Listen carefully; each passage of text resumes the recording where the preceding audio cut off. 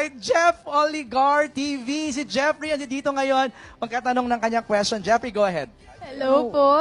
And hello at magandang hapon sa inyo, Donnie, Bell, at sa lahat ng mga friends natin sa media. Ayun, una, congratulations sa bago na naman nating abangan sa Primetime Bida. Salamat po. Tuwag na natin yan, Batang Quiapo, Incognito, and yan, yung How to Spot a Red Flag. Lakas, grabe. Walang lipatan na to. Okay, on to the questions. Donnie, gaano ka-enjoy kasama yung mga co-stars niyo sa serye? Ang ganda po ng boses niyo, Sir Jeff. Ay, Kaya Parang nga, radyo. Ang ganda nung ano Ang ganda niya. ng boses. Kamusta ang makasamang co-stars? You know, it was my first time working with Tita Angel, Tito Benj, Yeah. Ate Mai. Funnily enough, Jameson, first time namin magka-work. But we've known each other for a while. Kami, me. Sino pa? First time? I think Si yun. Sneer, joke. Hindi. So, working with the whole cast, I was entering kasi thinking na if we're gonna shoot right away, lahat dapat, hindi naman close, pero lahat dapat may chemistry na. Maybe we should like spend time together muna or like do something to break the ice. We weren't able to do that. So I thought, magiging mahirap yung mga eksena. But the opposite happened. Once we got to the set, it really felt like we've been working with these guys for so long. We've known them.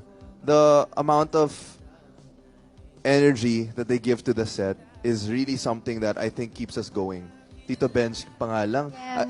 He's like the guy who always makes us laugh. He's the guy who makes the set light up. Ate Mai, who's from La Union, took us around. Siya yung tour guide namin lahat. Siya yung nagpakita ng mga favorite spots niya, yung resort niya. That's where we would watch the sunrise. You know? Si Tita Angel naman, I really saw another family member in her. I just texted her actually. I told her na I really enjoyed working with you. Thank you so much for giving so much in our scenes and for just being so genuine. We really felt all the love from all of them. And the fact that we were shooting in the beach, it felt like we were all on vacation, but at the same time, lahat professional, you know. Everyone, when it's time to go to the set, we would be there and we would give 101%. And of course, si Jameson naman, dapat brother ko siya dito, dapat close kami, hindi pa kami nagka-work. But you know, it worked out and I'm really happy that he was casted here. And I'm glad that we got to work again. And everyone else in the set. Si Esnir, first movie namin, kasama siya eh. So it's like, you know, we're going Lucky back. Charm ba? I feel so. Yeah. Sneer, lucky charm ka ba? Hindi masyado. De joke lang. Uy! Esnir is a joy to be with as well. Sobrang saya. We see you guys on social media, yung mga kulitan ninyo Yeah. with Isnir. Pero, Jeff, sundot lang ako doon sa tanong mo kay Donnie. Pinaka-close niya kay Angel, I'm sure, kasi kay-eksena mo lagi. Okay, what's usually kasi the nuggets of wisdom or life lessons, we usually get that from them pag off-camera, kumakain, kakwentuhan. What was that one thing that you learned so much from Angel that you carry with you? What I love about her is when I enter the set, the first thing she asks me is, "How are you, son?" I'll never forget. Every single day. And then she'd literally make kwento lang. Nothing about the scene, nothing about work. And then, when it's time to do our makeup or get ready for the next scene, doon lang kami mag-usap doon. But she always makes sure to check up on her co-actor. And, you know, that's something I learned and I appreciate from her. I would believe that because wala siyang anak na lalaki. Yeah, so, there. Jeff, go ahead. ayun, dahil dyan, nag-teleport pa ako mula doon na hanggang dito. Ganyan ko ka-love yung Don Bell. Thank you po. Also, I'm a bubbly too. Ayun. So, kay Bell, Hello. do you like matcha? Ay. The drink or the Yes food? po, I actually love matcha. Yun. Diba, may unique flavors siya na gusto ng marami, di ba? Like matcha, di ba, ang mga pangalan nyo matcha, matcha, matcha.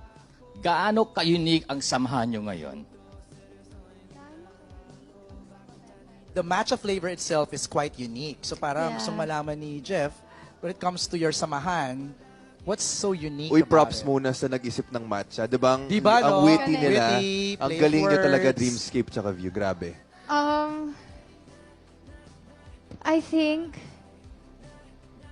what's different sa amin is that all the more we spend time with each other, we learn more from one another. We grow together and separately as well.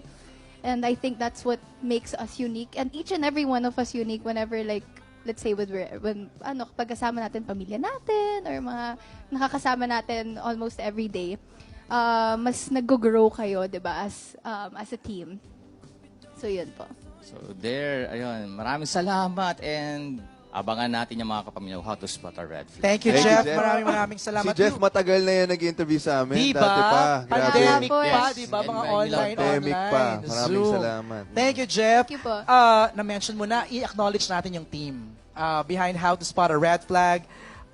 Kanina, na-meet nyo na yung mga bosses natin, di ba? Yes. Nandun si Miss Kylie Manalo Balagtas, the head of Dreamscape Entertainment. Sir Rondel Indayag, head of also of Dreamscape Entertainment. Eric Salu, Dreamscape Business Unit Head. Miss Carlina de la Merced, Dreamscape Business Unit Head also. Nathaniel Arciaga, our Creative Manager. Danica Domingo and Ai Tamayo, also our Creative Managers. Ang ating team ng How to Spot a Red Flag, let's acknowledge them. Our Business Unit Head, Kathy San Pablo. Of course, ang ating producer, si Rotan. Woohoo! Our associate producers, Jane Quinto, Audrey Panaligan, and Paolo Narvaez. Our production assistants, sina Jerry Lubaluyot, Wendy Duldulao, and Telia Janan. Of course, our director, Direct Dwayne Baltazar. Ang ating creative manager, I saw her, Ninang Mel Del Rosario. Ang ating head writer, si Denise O'Hara. Andito din, nakita ko si Denise. And our writer, si Jmar Castro and Raymond Barcelon. Also, would like to acknowledge our friends from View Philippines, si si Garlic Garcia, View Philippines Head of Content, Vinji C. Kia, View Philippines Country Manager, Pia Laurel, Head of International Sales and Distribution, Maui Tadeo, View Philippines Head of Channel Revenue Partnerships, Mil Alcain, View Philippines Senior Project Manager, and Sophie Agunat, View Philippines Project Manager. Nanonood sila ngayon via live stream.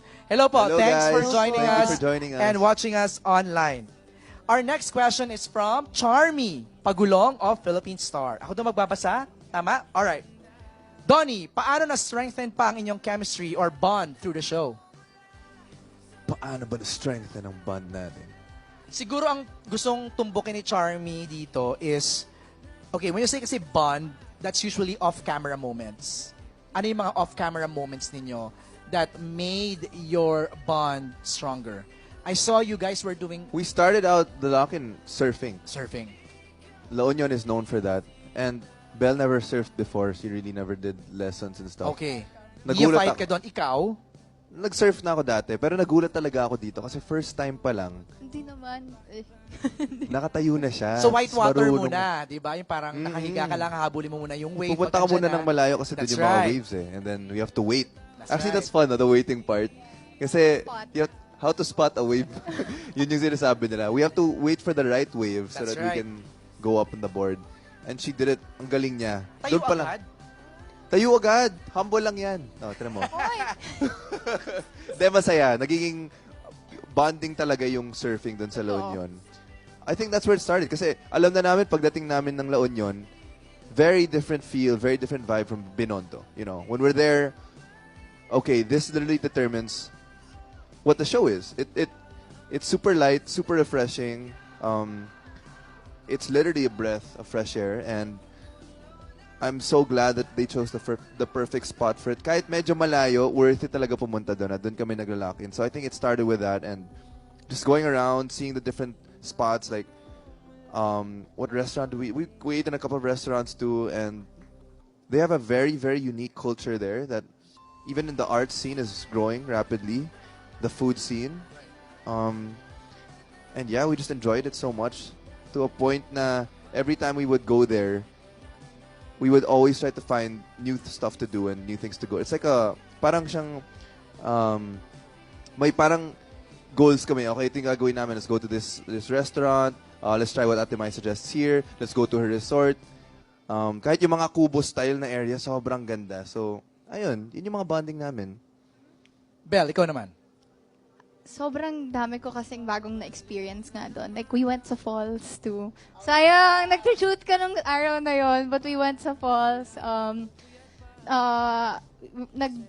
As in, ano siya, ilang minutes 30 yung, minutes, 30 tas minutes, nag-jeep sila. 30 minutes going to the, tas mahabang hike siya to the falls, tapos nag-surfing kami.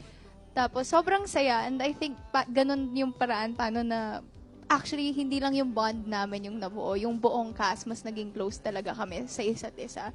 Nakakatuwa nga kasi, yun nga, I was able to try new things talaga doon. Like, parang it was me getting out of my comfort zone. Kasi, di naman ako, siya kasi beach boy. Ako, hindi talaga ako beach girl. Diba? But, Pero tan kayo pareho ngayon, Yes. ha? Grabe. I fell in love with La Union as soon as I got there. Nasabi ko, nung una nga, sabi ko, ang layo ng biyahe. Ganon. Right. Pero, pag nakatapa ka ng La Union, parang ayaw mo nang umuwi. It's so beautiful. I fell in love with the place. Yes, we work out almost like, inaagahan namin yung gising namin. Kahit, Workout? Yes. Like, paano workout? Gym. Gym? Yes. Okay. They have this really nice gym Nag-Muay Thai there. nga kami, kasama ni Isnir. Oh! 1 month source si Isnir. I fell in love with the place, the community, everything. So I think that's also one way for everyone there in the set to... No, thanks for bringing us to La Union. Para at least yung mga hindi pa nakakapunta doon, mafe-feel nila na, Yes. oh, it's such a Pwede na good tayo maging tour guide. doon. Oo. tour guide na kayo from Binondo to La Union, di ba? Okay, thank you kay Charmy sa kanyang question. Ang next is from Hannah Mallorca. Ako na rin yung magabasa para kay Hannah. Belle, have you encountered any red flags?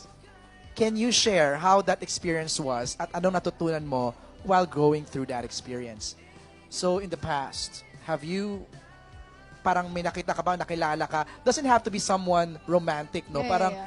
let's say, a friend or somebody that, you know, biglang red flag, parang, Well, I think, to be honest, since we're all humans, lahat naman tayo may mga red flags. Minsan nga hindi tayo aware na may red flags tayo, 'di ba? Tayo mismo, 'di ba? Depende lang 'yun kung gaano kalaki yung flag na 'yun or kung gaano kaliit yung ano na 'yun. Pero I feel like for me personally, I would say 'yun nga online. Siguro trolls, scammers. I think that's a red flag for me, syempre. They're pretending to be people like that we don't know and they're pretending to be someone we don't know. So 'yun, throughout that experience, I would say don't believe everything you see online. Most especially kung walang credibility. And at the same time, be extra careful. Click with caution as well. Yes. love that. Click with caution. Ikaw, Donnie, aside from sa kaninang nakwento mo na scam yung family nyo, have you encountered someone before na may red flag, tapos bilang, may Eh, tama yung sinabi ni Belle, lahat naman tayo, you know, we have some form of red flag inside of us, you know. Lahat naman tayo, di ba? Wala namang perfectong tao. I think I saw it more here in the show din na before seeing a person as a flag, you have to understand that they went through a lot of stuff, which is why they got to that point. So, yeah, they could be a red flag here, but maybe it's because they didn't have a father growing up, or they lost a loved one, or Yeah, they're oh my God. showing their insecurities through that red flag. Pero hindi mo alam na red flag yun sa'yo. So, you have to also, before judging someone, understand that they're going through a lot. And yeah, red flags can be seen everywhere, especially in industries like this, you know, in all workplaces. But I think it's very important that you surround yourself with people who you will lift you up. And if people have red flags, especially if you're close to them, and you have the privilege of telling them, kasi minsan, tama, hindi mo talaga makikita yun eh. It doesn't help to have a conversation. It helps to have a conversation about it, you know? Kasi minsan pag pinag-uusapan yun, doon nila makikita.